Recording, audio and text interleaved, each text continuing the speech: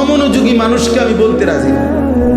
যে কলস আল্লাহ রাসূল সাল্লাল্লাহু আলাইহি সাল্লাম বলছেন যে কলসি উল্টানো, এই যে মনে করেন এই পানির বোতল, এটা যদি উল্টানো হয় এভাবে, তাহলে এখানে আটলান্টিক মহাসাগরের পানি ঢাললেও এটা পুড়বে না।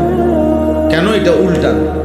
এজন্য যেই দিল উল্টানো, যেই দিল গাফেল, ওইটার কাছে যদি 30 পারা কোরআনও বাইটটা দেওয়া হয়, সে তো এটা উল্টাইয়াই রাখছে কামত, আর কোনো পরিবর্তন হবে না। কারণ সে তো কথার প্রতি কোনো মনোযোগে নাই তার। তো তারে আপনার ফিকির হইল শুনছি খিচুড়ি দিব, এটা দিব কোন সময়, অথবা এক ফুটলা বিরিয়ানি দিবনি খবর ল দিলে দিয়ে লাই তো কব দাও ঘুরাই এলাম কি, বুঝলেন না? সাবধান আব্বা, মুসলমানের সন্তান প্রতি মুহূর্ত ফিকিরমান হওয়া চাই। কাজের বন্টন সুস্থ স্বাভাবিক, এটা মানুষের পরিচয়। আল্লাহ তাআলা কোরআন কারীমের মধ্যে বলছেন ওয়াল আসর, আসরের কসম, ওয়াল ফজর, ফজরের কসম। আল্লাহ তাআলা কসম করছেন সময়ের আলাদা আলাদা। ওয়াল লাইলি ইদা ইয়াগশা, কসম করছি রাত্রির যখন তা পূর্ণ অন্ধকার হয়। এই যে আল্লাহ বলছেন ওয়ান নাহারি ইদা জাল্লাহা, কসম করছি দিনের যখন তা পূর্ণ আলোকিত হয়। এভাবে রাতের কসম করেছেন, দিনের কসম করেছেন, ফজরের কসম করেছেন, আসরের কসম করেছেন, ওয়ালায়ালিন আশরিন, 10 রাত্রির জিলহজ্জের আল্লাহ বলছেন কসম করছি। ওয়াদুহা, সকালবেলার সূর্য যখন পূর্ণ আলোকিত হয়, ওই আলোকিত পূর্ণ সূর্যের ওয়াক্ত সময়ের কসম। ওয়াল্লাইলি ইদা সাজা, রাত্রি যখন পূর্ণ অন্ধকার হয় ওই সময়ের কসম।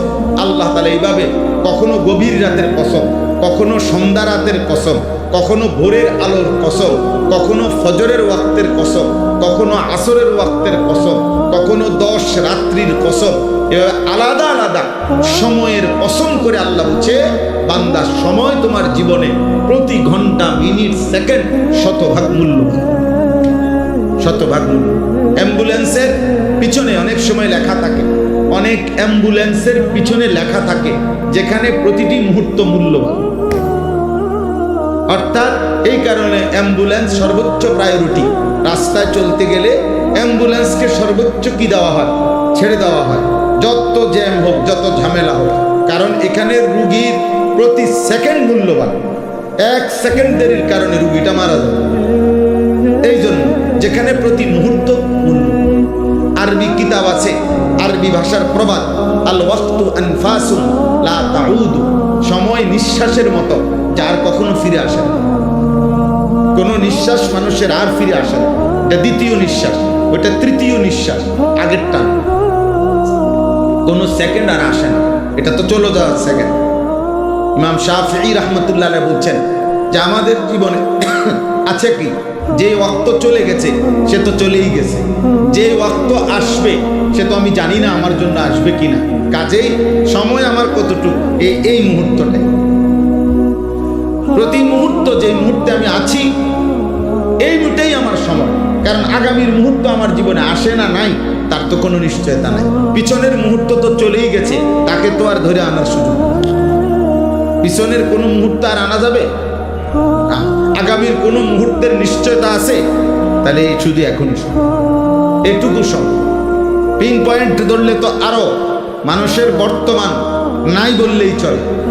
প্রতি পিন পয়েন্ট মানে অর্থাৎ আপনি যদি একটা বল পেন, শীষ কলম যদি আপনি ধরেন, একটা ফোঁটা দিলেন আর একটা জায়গার মধ্যে আপনি ধরলেন, ধরলেই চিন্তা করেন এখানে ধরলে 1 সেকেন্ড যাইতেছে তো সে তো চলে যাচ্ছে, 1 সেকেন্ড আসতেছে তো সেটা তো আসতেছে। তো মেন বর্তমান মুহূর্তটা তো নাই বললেই চলে, আস্তে আস্তেই চলে যায়, আর না আসতে তো ভবিষ্যৎ থেকে গেল। এই জন্য হায়াত একদম অল্প, সময় একদম অল্প, বাস্তবতা ভাই। ছেলেরা তোমরা যদি বুঝতা, তোমরা যদি বুঝতা, বাবা আপনারাও যদি বুঝতেন, যিনি বৃদ্ধ তাকে আল্লাহ দয়া করেছেন, যিনি যুবক তাকে আল্লাহ দয়া করেছেন, যাকে আল্লাহ হায়াত দিয়েছেন তাকে আল্লাহ তাআলা রহম করছেন। এক একটা হায়াত, এক একটা ঘন্টা আল্লাহ তাআলার দয়া। বান্দা আমি তোমাকে সুযোগ দিচ্ছি। এজন্য কোরআনুল কারীমের মধ্যে আছে প্রত্যেক মানুষের হায়াত কিয়ামতের দিন আল্লাহ তার বিরুদ্ধে সাক্ষী হিসাবে পেশ করব যে তোমার হায়াতই তোমার বিরুদ্ধে আমি আল্লাহর দেওয়া দলিল। কেন নামাজ পড়তে পারো না? আমি কি হায়াত দেই না? কেন আমার জিকির করতে পারো না? আমি কি হায়াত দেই না? কেন আমার কোরআন তেলাওয়াত করতে পারো না? আমি কি হায়াত দেই না? এইভাবে আল্লাহ তাআলা বলবেন, আওয়ালাম নুআম্মিরকুম, আমি কি হায়াত দেই না? আওয়ালাম নুআম্মিরকুম, আমি কি হায়াত দেই না? এভাবে আল্লাহ তাআলা বলেন, ওমান নুআম্মিরহু নুনাক্কিসহু ফিল খালক। আল্লাহ বলেন, আমি যাকে হায়াত লম্বা করছি তাকে আমি আল্লাহই পুনরায় আবার প্রথম অবস্থায় ফিরিয়ে আনছি। আফালা তাকিলুন, তোমরা কি বুঝবা না? আল্লাহ তাআলা বলেন, তুমি দেখো বৃদ্ধ মানুষটা তো বৃদ্ধ ছিল না, যুবক ছিল, মজবুত ছিল, আজ আবার বৃদ্ধ হয়ে গেল। এই জন্য দোস্ত প্রত্যেকের এটা উচিত, আল্লাহ তাআলা আমাদেরকে আমাদের ঘন্টা, মিনিট, সেকেন্ড, আমাদের হায়াতের কদর করার তৌফিক দান করেন। আল্লাহ তাআলা আমাদের সবাইকে কবুল করেন। মাহে রমজান আমাদের সামনে, আমি মাহে রমজানকে সামনে রেখে, রমজান আমাদের সামনে 6টা কথা, ছোট্ট ছোট্ট 6টা বিষয় একটু একটু করে শুধু বলতে চাই, বললেই আমার কথা শেষ। মাহে রমজানে, রমজান মাসে 6টি মোটা দাগের ইবাদত নতুন করে যোগ হয়। আগের সকল ইবাদত সেটা তো আছেই, আগের যত নিষেধাজ্ঞা, হারাম, গুনাহ, এটা তো আছেই। নতুন করে 6টি গুরুত্বপূর্ণ ইবাদত রমজান মাসে যুক্ত হয়। একজন মুমিনের উচিত, আল্লাহ তাআলা যেহেতু আগের সমস্ত ইবাদত এর সাথে রমজানে আরো 6টি ইবাদত যুক্ত করেছেন নতুন করে, অতএব একজন মুমিনের উচিত একথা বুঝা যে রমজান মানেই ইবাদতের জন্য, রমজান মানেই আখিরাতের জন্য, রমজান মানেই নিজেকে গুনাহ থেকে মুক্ত করাবার জন্য, রমজান মানেই ভিন্ন কিছু, রমজান মানেই আলাদা কিছু, রমজান মানেই অনেক কিছু। এক ইমানদারের জন্য, যার আখিরাত দরকার, যার জাহান্নাম থেকে মুক্তি দরকার, যার মূলত জান্নাত দরকার, আর যার এগুলো দরকার নাই, তার কাছে রমজান আর গাইরে রমজান ভিন্ন। রমজান এবং অন্য সময় বরাবর।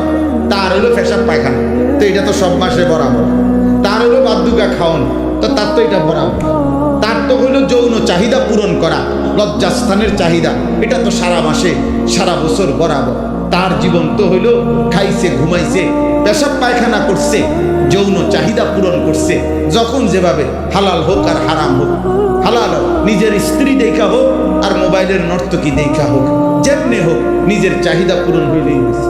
এই যে জীবন, এইটা যাদের জীবন জন্তু জানোয়ারের মতো, তাদের জন্য রমজান কিছুই না, আলাদা কিছুই না। কিন্তু খোদার কসম, যার জাহান্নাম থেকে মুক্তি দরকার, যে বোঝে আমার আল্লাহ আছে, যে বোঝে আমার আখিরাত আছে, যে বোঝে হাসরের ময়দান হবে, বিচার হবে, একদিন আমাকে আমার আমলনামা আল্লাহর সামনে নিতে হবে, আমার জীবনের সমস্ত ভালো মন্দের হিসাব আমাকে দিতে হবে, খোদার কসম ওই ব্যক্তির জন্য রমজান অনেক কিছু, অনেক কিছু।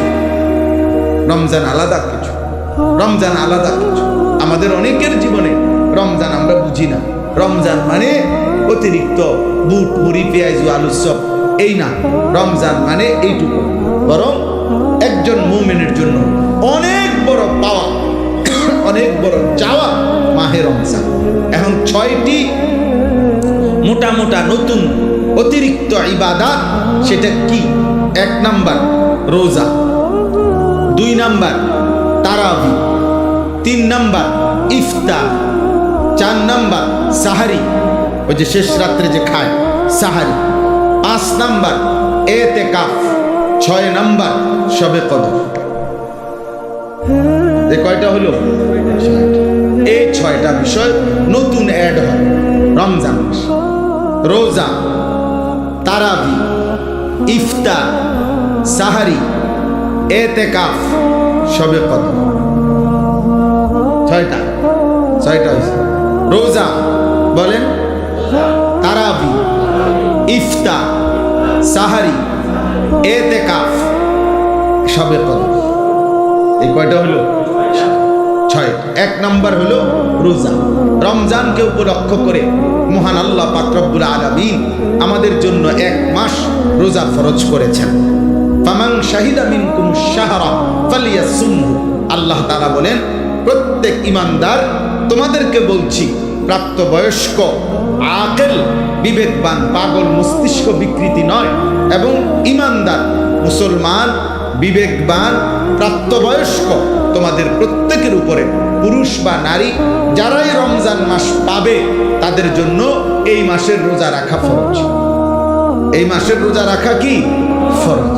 কেউ যদি প্রচন্ড অসুস্থ হয়, কেউ যদি লম্বা পথের মুসাফির হয়, কেউ যদি অতিশয় বৃদ্ধ হয়, ইত্যাদি বিভিন্ন পরিস্থিতিতে আলাদা আলাদা হুকুম, মাসিক ঋতুস্রাব হয়, বাচ্চা জন্মগ্রহণ করে, এরপরে পেটে বাচ্চা আছে, গর্ভবতী নারী, অথবা বাচ্চাকে দুধ পান করা, ইত্যাদি ইত্যাদি আলাদা আলাদা যেদি যা আছে সেটা ওলামায়ে কেরাম থেকে জেনে নেওয়া দায়িত্ব, যে আমার এই সমস্ত প্রতিকূল ভিন্ন কোনো পরিস্থিতিতে রোজার হুকুম কি, তো সেটা উনি জেনে নেবেন। ওগুলোর জন্য আলাদা আলাদা কোরআন এবং সুন্নাহর মধ্যে ওলামায়ে কেরামের নিকটে বিস্তারিত মাসআলা বর্ণনা আছে। তাহলে মূল বিষয় হলো, প্রত্যেক প্রাপ্তবয়স্ক মুসলমান বিবেকবানের উপরে রমজান মাস এসে পৌঁছলে, মানে হায়াত পাইলে, রোজা রাখা কি, কথা বলেন না, ফরজ। ফরজ এটা। আল্লাহর নবী সাল্লাল্লাহু আলাইহি ওয়াসাল্লাম বলেছেন, এই রোজা যে ব্যক্তি রমজান মাসে পুরা 1 মাস আল্লাহ তাআলার এই রোজার বিধান, আল্লাহর প্রতি ঈমান রেখে আল্লাহর নিকট নেকি অর্জনের আশায় রোজা রাখবে, নবী সাল্লাল্লাহু আলাইহি সাল্লাম ওয়াদা দিয়েছেন, আল্লাহ তাআলা তার পেছনের জিন্দেগীর সব গুনাহ মাফ করে দিবেন। মান সামা রমাদানা ঈমানান ওয়া ইহতিসাবা গুফিরা লাহু মা তাকাদ্দামা মিন যামবি। যে ব্যক্তি ঈমান রেখে সওয়াবের আশা করে রমজান মাসে রোজা রাখলো, তার পিছনের গুনাহ মাফ হয়ে গেল। আল্লাহর নবী সাল্লাল্লাহু আলাইহি ওয়াসাল্লাম বলেছেন, আল্লাহ তাআলা নবীজিকে শুনাইছেন যে বন্ধু, বান্দার সব আমল সে নিজের নেকি অর্জনের জন্য করে, কিন্তু রোজা শুধুই আমি আল্লাহর মহব্বতে রাখে। আমি নিজে ওয়াদা দিলাম, প্রত্যেক রোজার বিনিময় আমি আল্লাহ নিজে তাকে দেব। এর অনেক ফজিলত, অনেক ফজিলত। সবচেয়ে বড় লাভ হলো, আল্লাহ তাআলা বলেন, 1 মাসের রোজার বরকতে লাআল্লাকুম তাত্তাকুন, আমি আল্লাহ আমার প্রতিটা ঈমানদার বান্দাকে মুত্তাকি বানিয়ে দেব। গুনাহমুক্ত এক জীবন তার জীবনে আমি গড়ে দেব, বিনিময়ে সে জান্নাতি হয়ে যাবে।